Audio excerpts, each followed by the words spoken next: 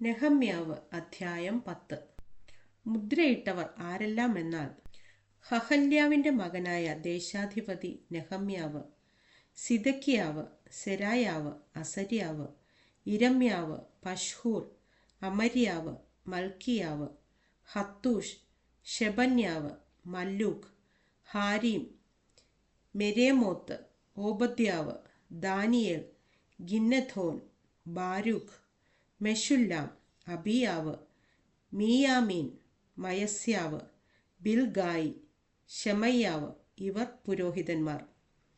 പിന്നെ ലേവ്യർ അസന്യാവിൻ്റെ മകനായ യേശുവയും ഹെനാദാദിൻ്റെ പുത്രന്മാരിൽ ബിന്നൂവിയും കദ്മിയേലും അവരുടെ സഹോദരന്മാരായ ഷെബന്യാവ്, ഹോദിയാവ്, കെലീത്ത, പെലായാവ്, ഹാനാൻ, മീഹ, രഹോബ്, ഹഷബ്യാവ്, സക്കൂർ, ശേരബ്യാവ്, ഷെബന്യാവ്, ഹോദിയാവ്, ബാനി, ബെനീനു.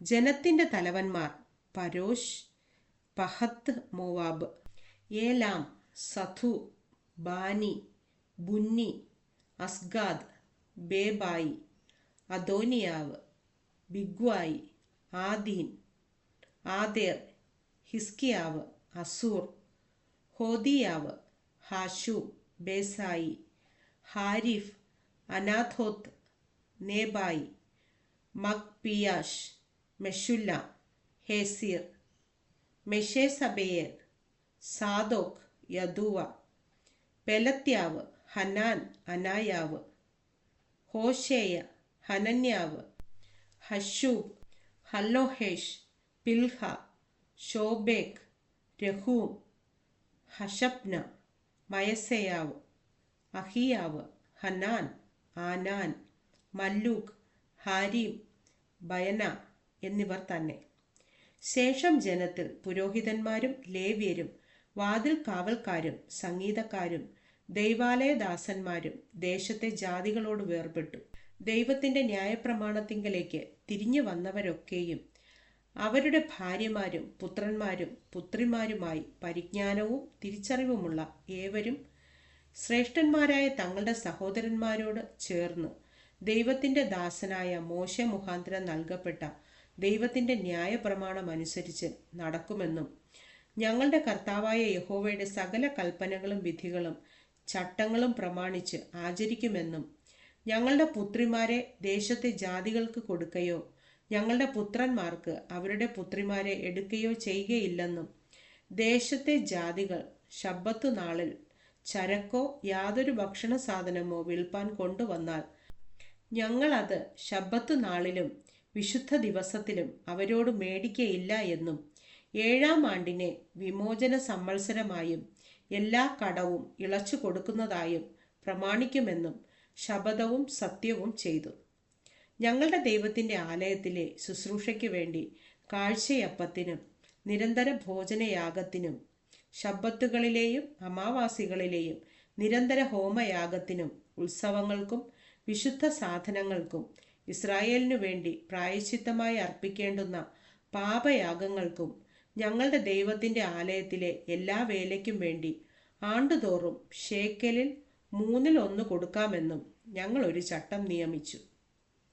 ന്യായപ്രമാണത്തിൽ എഴുതിയിരിക്കുന്നത് പോലെ ഞങ്ങളുടെ ദൈവമായ യഹോവയുടെ യാഗപീഠത്തിന്മേൽ കത്തിപ്പാൻ ആണ്ടുതോറും നിശ്ചിത സമയങ്ങളിൽ പിതൃഭവനമായി ഞങ്ങളുടെ ദൈവത്തിൻ്റെ ആലയത്തിൽ വിറകു വഴിപാട് കൊണ്ടുവരേണ്ടതിന് ഞങ്ങൾ പുരോഹിതന്മാരും ലേവ്യരും ജനവുമായിട്ട് ചീട്ടിട്ടു.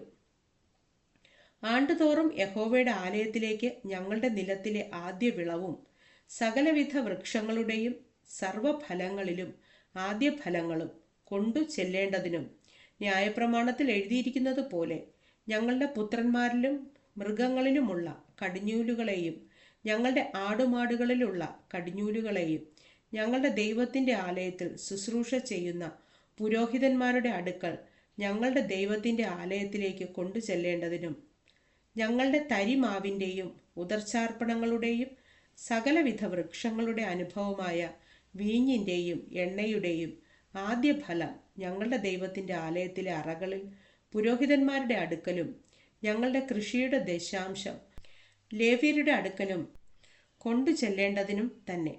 ലേവ്യരല്ലോ കൃഷിയുള്ള നമ്മുടെ എല്ലാ പട്ടണങ്ങളിലും ദശാംശം ശേഖരിക്കുന്നത്. എന്നാൽ ലേവ്യർ ദശാംശം വാങ്ങുമ്പോൾ അഹരോന്യനായൊരു പുരോഹിതൻ ലേവ്യരോട് കൂടെ ഉണ്ടായിരിക്കണം. ദശാംശത്തിന്റെ ദശാംശം ലേവ്യർ നമ്മുടെ ദൈവത്തിന്റെ ആലയത്തിലെ ഭണ്ഡാരഗൃഹത്തിന്റെ അറകളിൽ കൊണ്ടു ചെല്ലണം. വിശുദ്ധ മന്ദിരത്തിന്റെ ഉപകരണങ്ങളും അതിൽ ശുശ്രൂഷിക്കുന്ന പുരോഹിതന്മാരും വാതിൽ കാവൽക്കാരും സംഗീതക്കാരും ഇരിക്കുന്ന അറകളിലേക്ക് ഇസ്രായേൽ മക്കളും ലേവ്യരും ധാന്യം, വീഞ്ഞ്, എണ്ണ എന്നിവയുടെ ഉദർച്ചാർപ്പണം കൊണ്ടു ചെല്ലണം. ഞങ്ങളുടെ ദൈവത്തിന്റെ ആലയം ഞങ്ങൾ കൈവിടുകയില്ല.